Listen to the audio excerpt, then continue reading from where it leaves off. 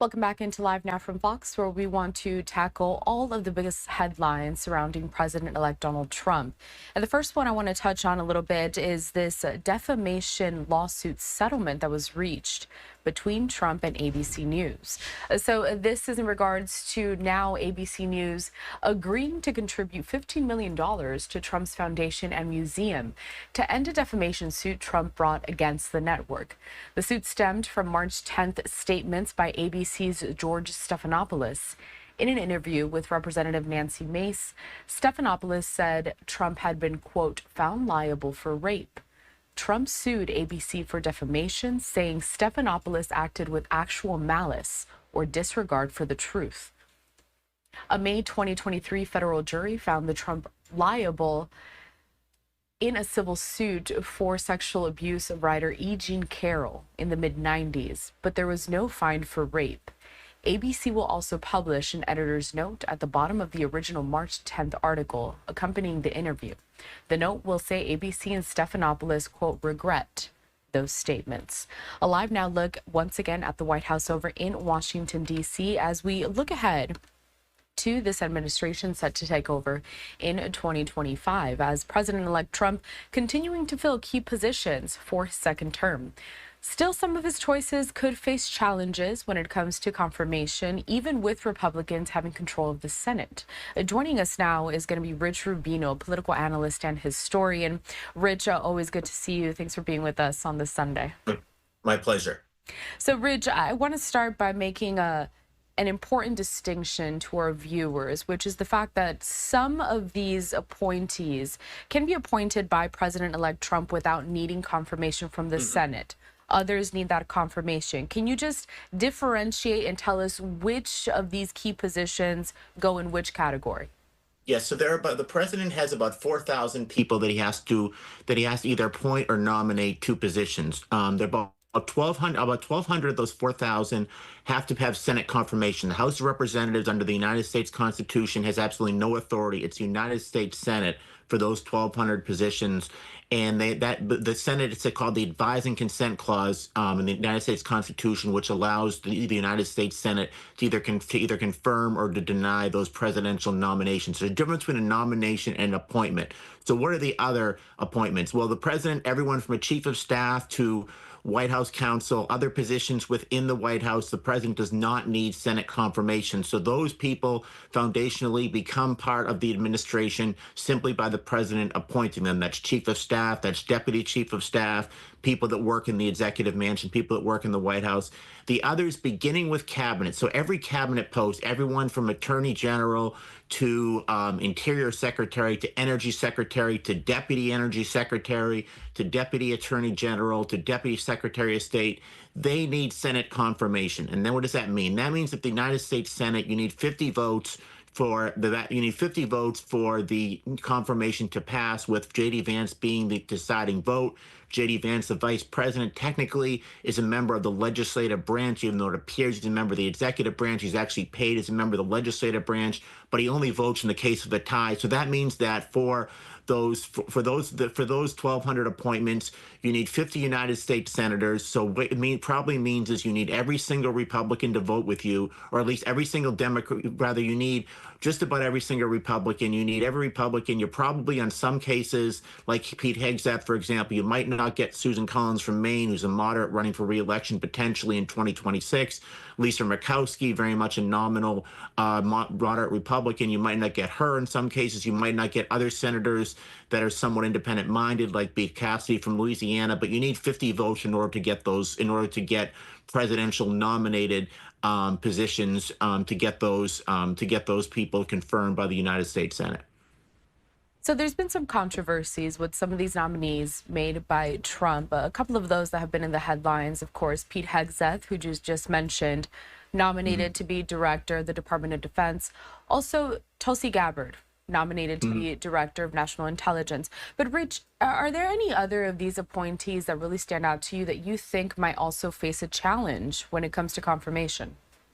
I don't know about confirmation. I think that every president, you have somebody that's going to have a confirmation challenge. Bill Clinton, for example, when he was nominating his attorney generals, when he nominated Zoe Baird, for example, it turned out that she had hired an illegal nanny. So there's always issues. And then eventually, usually they drop out of the race. Tom Daschle, for example, who Barack Obama originally wanted as at the Department of Health and Human Services, eventually had to drop out. So usually they drop out prior to actually going through the confirmation process if there's really something there, if you will. But I think that for the most part, most of these will sail through. I think Doug Burgum, for example, at the Interior Department, somebody who has at least some support on both sides. I think Marco Rubio, he's very much an institutionalist, a United member of the United States Senate.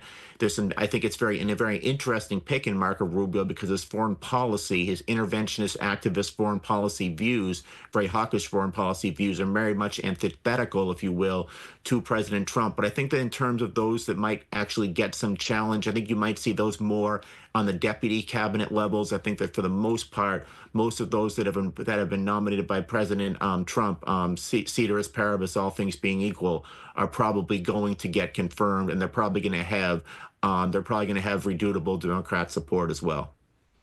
I'm interested to know, Rich, because you are a political historian after all. Has Trump added any new positions to this upcoming administration that are different from the Biden administration or really any past presidents? Not really. He does have somewhat plenary authority with some of those appointments in terms of who he wants to appoint because he doesn't have Senate approval. But I think that theoretically he could give more. Would like to give more authority and kind of change the position those that do get confirmed to the United States Senate and make them almost czars, if you will.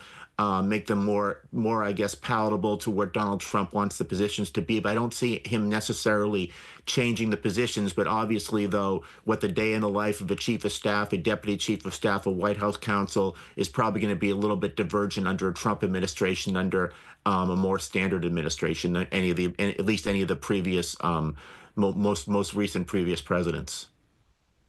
Back out live there at the White House. So, Rich, Trump's campaign promises, I want to segue to that a little bit here, including things like mass deportations, rolling back environmental regulations, and appointing 3 new Supreme Court justices. Rich, from a Democratic perspective, what's their strategy to fight back some of these policies? And could they do so successfully, given the fact that we are seeing a majority of Republicans there established ahead of this administration?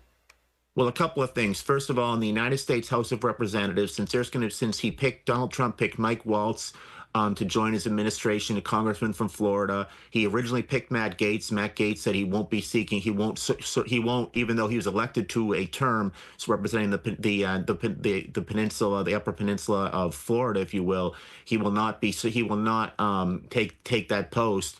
So you have those two positions, and Elise Stefanik potentially becoming UN ambassador. That means that there are going to be 3 special elections. With that, the Democrats actually picked up 1 seat. It was kind of a silver lining, if you will, in the midterm election. So they're going to have the Republicans might have a 217 to 215 seat majority. That means they literally have 1 seat and literally have no room for error. So what does that mean? That means that there are going to be certain Republicans that are like Mike Lawler from New York, for example, Don Bacon from Nebraska, who represent congressional districts that went for Vice President Harris last time. It might be their incentive to, if they want to show bipartisan bona fides, to run for reelection, to say that I voted against this proposal or that proposal for Donald Trump, who's not particularly popular in their congressional districts. So the Democrat strategy must be to get just about every Democrat. They're probably going a couple of Democrats are probably going to are probably going to vote against some Democratic proposals, like Marie Gutierrez Perez from Washington State or Jared Golden from Maine, who are probably the 2 most conservative Democrats. They need to get basically every Democrat in line, just about, except for maybe those 2, and then work with some Republicans to try not to get the nominations, to try not to get the legislations passed, to try to stymie that, and then work for the midterm elections when, Bill Clinton in 1998 was the first incumbent president whose party actually gained seats since James Monroe in 1820. What does that mean? That means that most 6-year presidencies, a 6-year itch, The president tends to kind of the president, when he runs for elections, tends to overpromise, and they tend to misinterpret the mandate. And then by the midterm elections, that means that there's a very good chance that the Democrats will take hegemony over in the House of Representatives and potentially in the United States Senate as well, meaning that anything Donald Trump passes, he will need bipartisan support. So that could very much stymie their agenda. So that's really the strategy, is just really it's about party unity, even though they know they get 2 or 3 members that are probably going to vote with the Republicans on a laundry list of legislation. Rich, let's turn our attention to another big headline of the week. I want to put up this. It's the cover of Time magazine. President-elect Trump being chosen as Time's Person of the Year. Rich, this is quite a contrast from who we saw chosen last year, which was Taylor Swift. So my question really is, what does this say about really just where we're standing right now in time across the world? But also, Rich, what other presidents have been named Time's Persons of the Year, and under what circumstances? Yes, I think, well, Richard Nixon is one. Richard Nixon's actually been on the cover of Time magazine more so than any other leader.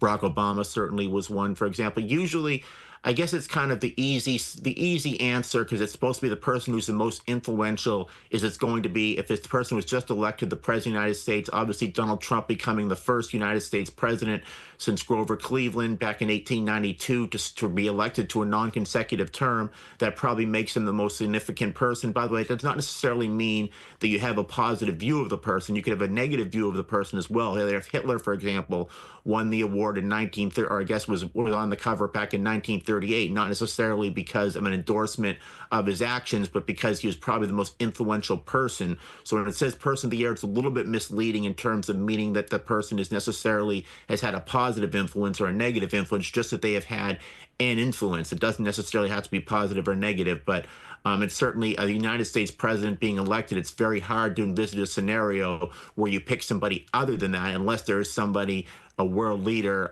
potentially, who has taken over a country. Maybe somebody you could make a case, for example, Vladimir Putin, because of his actions in Ukraine, not necessarily because it's positive, because of how it's really changed the scope of the world and changed the foreign policy of other nations. But I think that's probably why I think that that's when you make the case for Donald Trump, just because of his significance.